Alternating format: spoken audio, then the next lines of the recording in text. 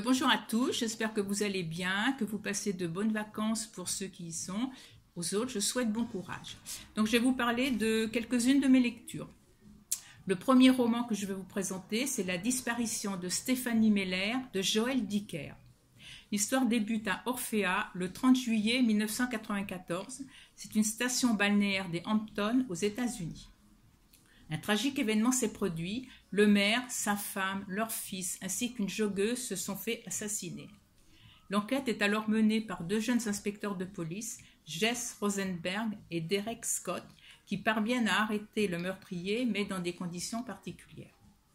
20 ans plus tard, soit en 2014, une journaliste, Stéphanie Meller, affirme à Jess Rosenberg que lui et Derek se sont trompés de coupables. Après ces révélations, Stéphanie disparaît mystérieusement. Jess, qui s'apprête à prendre sa retraite au sein de la police, est secoué par cette disparition. Il va convaincre Derek de reprendre l'enquête avec lui. Anna, une nouvelle recrue officier de police à Orphea, va se joindre à eux. Donc, chaque chapitre du livre est consacré à un personnage qui relate les faits présents et passés et qui parle aussi un peu de sa vie privée. Donc, les événements décrits se passent principalement en 1994 et 2014. Beaucoup de rebondissements, de secrets mis à jour et de corruption. Malgré quelques longueurs, j'ai pris plaisir à lire ce roman.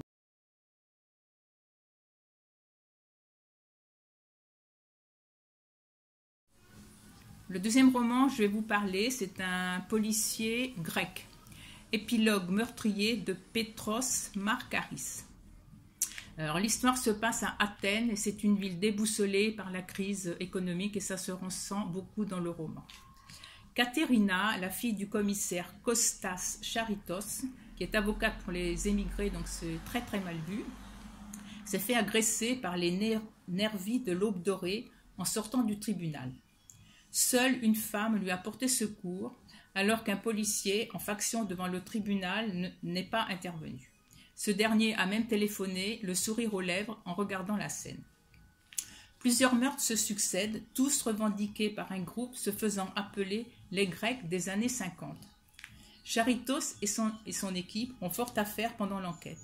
Ils se heurtent à l'administration plus ou moins corrompue, à des policiers hostiles aux étrangers et aussi corrompus, certains faisant partie de l'Aube dorée, qui est un parti d'extrême droite, en forte augmentation et de grande influence.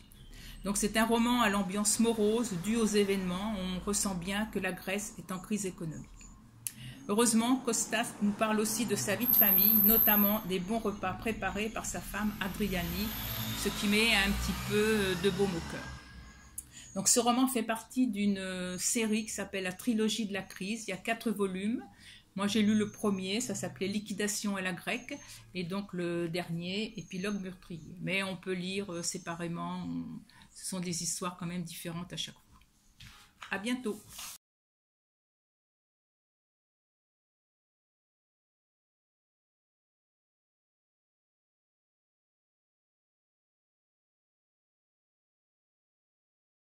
Le troisième roman que je vais vous présenter, c'est Le vieux qui tirait les cartes de Kezia Frost. C'est son premier roman.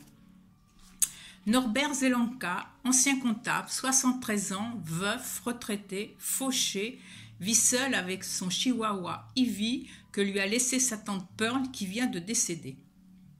Il fait partie du club de Carlotta ainsi que Birthday et Margaret, toutes âgées d'environ 80 ans.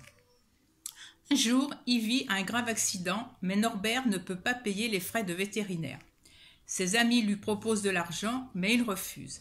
Elles ont alors une idée, c'est qu'ils deviennent le voyant de Gibbons Corner, la ville où ils vivent. Refus de Norbert, dans un premier temps, mais il pense aux soins d'Ivy et finit par accepter. Ses 3 amis vont le former à la lecture et à l'interprétation des cartes.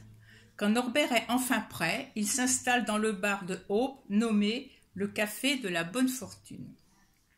Norbert prend goût à ses consultations et ça marche plutôt bien pour lui, il gagne de l'argent. Les gens viennent d'assez loin pour le consulter. Un jour, Summer, la nièce de Carlotta, vient le consulter et peu de temps après, celle-ci disparaît. Norbert a peur qu'elle ait mal interprété ce qu'il lui a dit Il se sent responsable de sa disparition et il part à sa recherche. Donc, comme je vous l'ai dit, c'est un premier roman et j'ai passé un bon moment à le lire.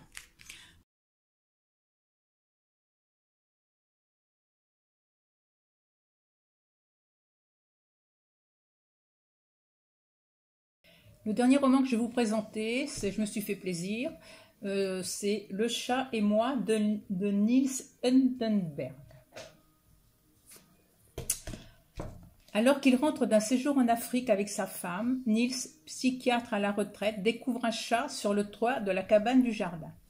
S'étant juré de ne pas reprendre d'animal de compagnie, car ils sont souvent absents, Niels et sa femme cherchent à qui peut appartenir ce chat.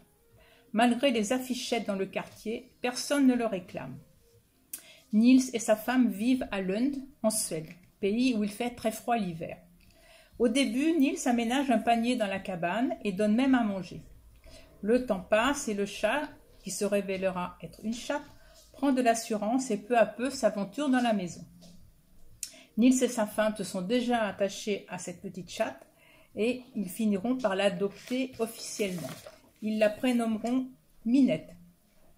Niels nous raconte avec ironie, des formations professionnelles obligent, leur vie avec Minette. Il se demande par exemple si Minette a de l'humour et si elle a le même sentiment qu'un être humain.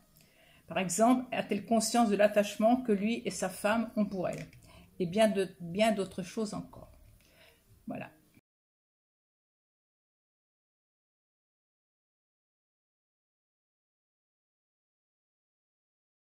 Alors, suite au dernier roman que je vous ai présenté, voilà, moi je voulais vous présenter Plume, mon chat. Il a 7 ans. Et puis en aparté, je voulais dire aussi que j'ai lu Venise n'est pas en Italie de Ivan Calbera. C'est un roman très facile à lire, c'est très bien. Et j'ai également aperçu, il y avait un film sorti en 2019. J'ai jeté un œil, voilà, bon c'est un film sympa, agréable à regarder. À bientôt.